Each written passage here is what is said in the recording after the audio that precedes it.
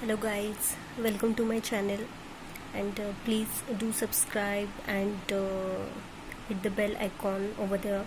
And today we are going to cover the JVM architecture topic.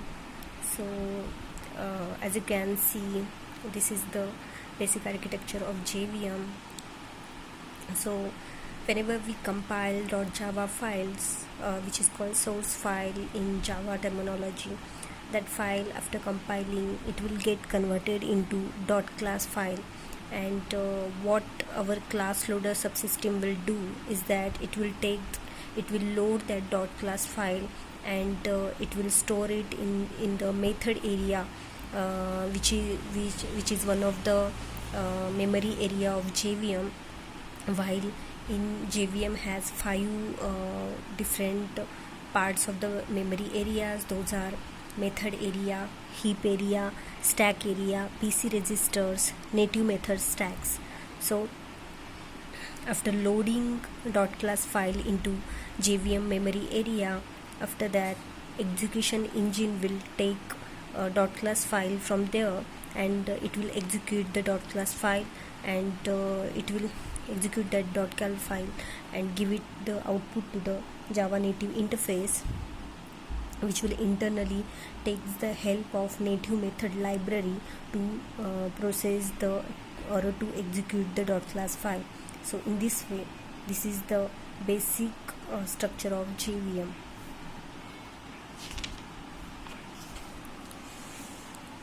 So JVM acts as a runtime engine to run Java-based application, and as you can see, this is overview structure of our Java development kit or JVM. In interview they will ask, many of the times this interview question will be asked, like what is the difference between JDK, JRE and JVM. So a lot of us get confused, even we know that what is actually it is, but we forgot it lots of the time. So here is just a diagram related this. So as you can see, JVM is the very core part, and including JVM plus library classes, this whole terminology is considered as a JRE, and the JRE plus development tools is considered as a JDK. So JDK is the outermost part, while the JRE is the inner and JVM is the innermost part. So JVM is also called as a heartbeat of a Java. So JVM is part of JRE, and JRE is a part of JDK. So development kit is the outermost part and JVM is the innermost part. And along with JVM, if you include library classes, it is called as a JRE.